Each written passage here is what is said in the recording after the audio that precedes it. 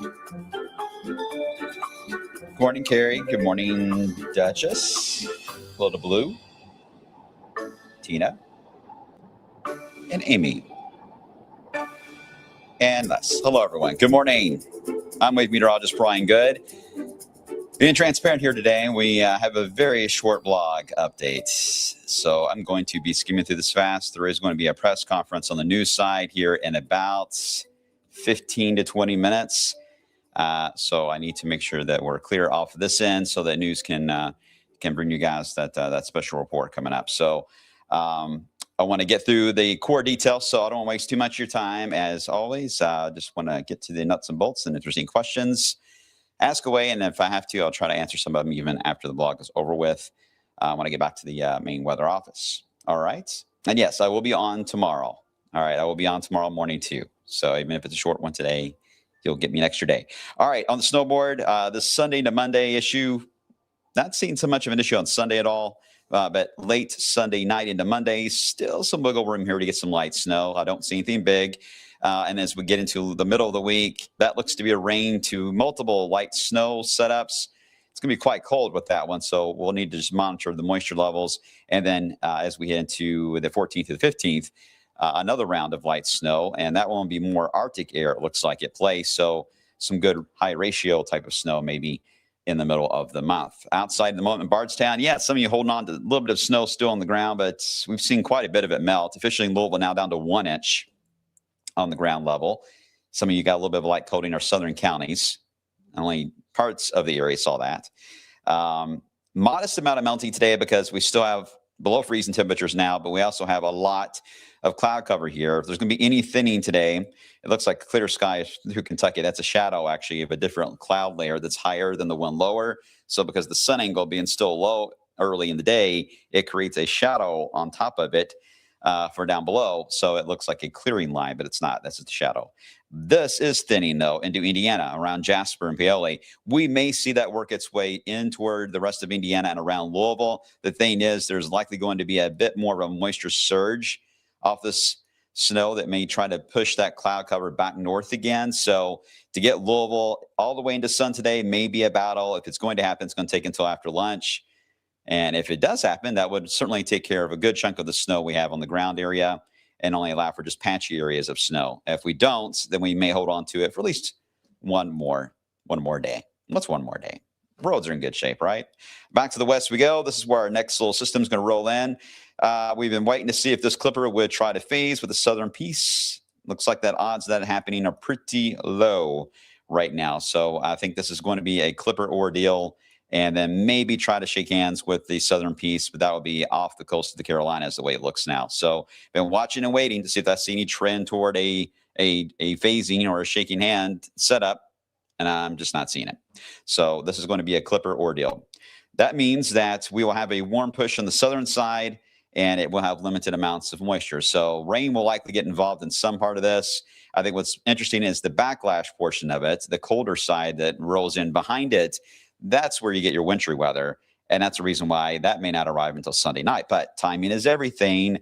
And with this being Sunday night into early on Monday, that's when you need to watch out for any driving issues, even if it is light amount of snowfall. So let's walk you through Futurecast. Today, it's trying around 12 o'clock. You see it's wanting to try to clear out Louisville. And at that point, we're already at sunset, right? So, yeah, maybe. But the numbers should get above freezing. Just like yesterday, we made it to 34. We will likely get about 34, maybe 35 today. So even without the sun, there will be more modest amounts of melting. All right. Then as we head into tonight, there is a slight increase in moisture. I tweeted about this yesterday that does develop ahead of the clipper. Not seeing it as strong of a signal today. P-watts do go up and the amount of moisture in the air. If it were to develop Saturday morning, I think it would be more in form of drizzle right now. I don't think it's going to be anything to get too worked up about because the signal is very, very weak. So we'll continue to monitor that today and see if it sneaks back in the forecast. But again, this is for tomorrow morning ahead of the clipper. Otherwise, we get a chance to relax on Saturday. Not a bad Saturday, just clouds much of the day, more than likely. We'll hopefully get some sun. We'll be above freezing, though. Looking good for light up Louisville. No issues there. We get into Sunday. That is when the clipper begins to arrive. It may have snow on the leading edge. Now, this model's way north with it. I think it may be a little closer to us than that. But Indiana and around Cincinnati may get a burst of snow Sunday morning before that snow chance goes quickly into the rest of Ohio. I don't think it's going to be an impact for us because, again, we're going to be developing a southwest flow into the Ohio River Valley. So that should push us above 40 as we head into Sunday. So overall, Sunday daytime, if you have any worries on travel, we're good. No problems there. We get into Sunday night. Again, we're watching the backlash. You start to see the hint of it on this particular model. This is our in-house craft model. At the very end of the run, you'll see how as that colder air sinks in behind it, it starts to change over the boundary here. You have to look at this as like a cold front that's elongated, and then the low pressure is way up there, and the warm front is even way up there. So it's the colder push on the northwest side that changes the moisture over in a horizontal fashion into a band of some light snowfall. This is about 11 o'clock or so Sunday night that may happen. Let me show you even the high-res Euro, another model. And, well, I thought I was going to. I have it. There it is. I just didn't turn it on. Sorry about that. Here is the high-res Euro model that just updated this morning. That came in. So there's the clipper for Sunday daytime. I mean, actually, it doesn't look too different than the graph, right? Way up north, spotty drizzle, warmer flow in Kentucky. Fair. It's fair. We get into Sunday night, and here comes the backlash, if you will. Moisture breaks out. So Sunday's one of those days you're not going to see much on the radar at all. And you're like, where is this chance of snow? There's nothing out there. Well, you're not going to see anything until after sunset. Then you get the reaction of moisture, and then boom, the snow showers will begin to pop mid to late evening on Sunday into the 11 o'clock news or after football, and then continuing all the way through early Monday morning. Now, this looks like, if I had to throw out a number, I would say this is like an inch and a half, perhaps. But we will have a warmer day in the 40s in advance of it versus the really cold ground we got now. So that may take away some of this. So let's just say 1 inch or less for now. I think it's fair with that. Not a lot, but even a half inch can cause a problem on travel because we will be in the 20s. So let's get this more time in the oven, but I still think it belongs on the board for the wee hours of Monday, and just stay close to the forecast changes, and we'll keep you updated. It moves out. We get into next week. Well, we have a quiet Monday, although Monday may feature streamers, some flurries coming off of Lake Michigan. We may have some streamer flurries coming straight down I-65. That wouldn't surprise me. There's some hints of that. Models never show that well until you get up a little closer, but the groundwork is laid out for that to happen. So even after sunrise Monday, we still may have some light flurries that will be flying, but Monday looks cold. We might even get above freezing, in fact, on Monday. We get into Tuesday and Wednesday. We reset again. Another chance to reverse the wind, trying to get back into the 40s. Round of rain for Wednesday is still likely to roll through. And that will likely change over to snow at some point into Wednesday night and Thursday on the backlash of this wave. Are you getting dizzy yet? We get into Thursday and Friday. A clipper comes in to join in the party. It will also try to bring in some snow showers as we head into Thursday and Friday, although it may have some rain on the southern side. So it's going to be a very tight temperature gradient with that one. I would like to see this a little further south, go all snow. With it being where it's positioned now, I can't say that. So I think we still have to see rain or snow to rain or something like that. We'll give it more time. But it's an impulse that will move through Thursday into Friday that will have some wintry aspects to it. Then after that, we get into a colder setup that would allow for this wave here at the end of next weekend, that first couple of days of the following week, pretty far out, but that's why it's on the snowboard. This would be really cold stuff. I mean, we may not get out of the 20s, and that may be optimistic. So fairly cold atmosphere punch potentially showing up as we into the 14th and 15th. So any of this light snow will be high ratio snow. So you could get a light coating of that, maybe some an inch or so out of that type of snowfall. And that's really it. There's no big snows in the forecast. There are all these little bitty tiny systems, which is normal, and a northwest flow. We're not dealing with storm systems that are coming in out of Texas like we had Monday night and Tuesday this week. You see the difference that can have when you bring in a southern storm. You get to that temperature right at the sweet spot of 30 to 32. It's a good spot for a winter storm in the Ohio Valley. when you deal with a northwest flow, northern branch features, you deal with limited amount of moisture. Yes, you get cold air, but sometimes you get those little warm surges in advance of these that can make the type change back and forth. And I think that's fair that we're going to have that with every single one just about that'll roll through. So they're not big snows, but these little ones that they can put out a colding. And if you get another one right on its heels, you get another little colding, then another little colding.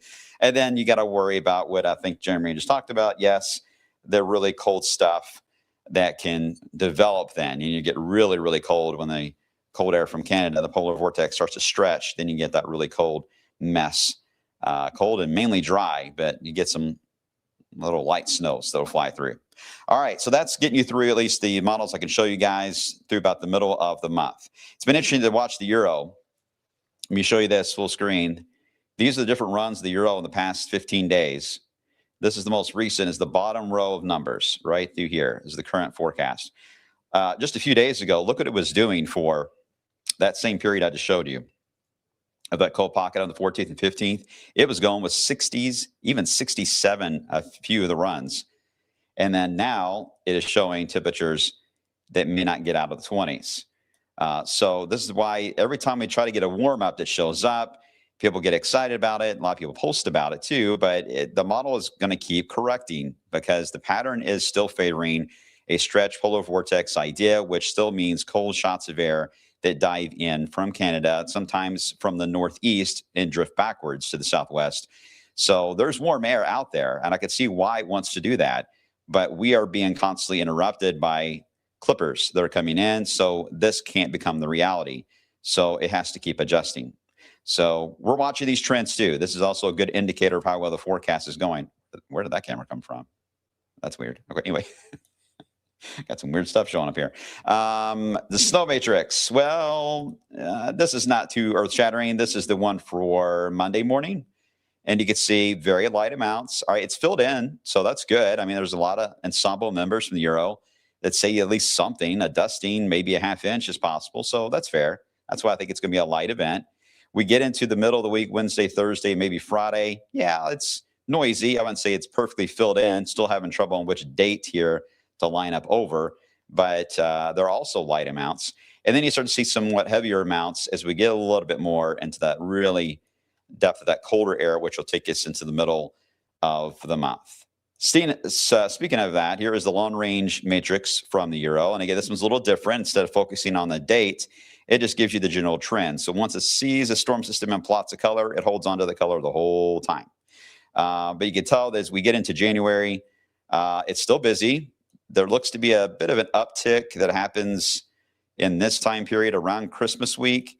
It seems like there's a bit of an uptick. And then also there seems to be one in January that happens the second week of January, which is interesting to see that.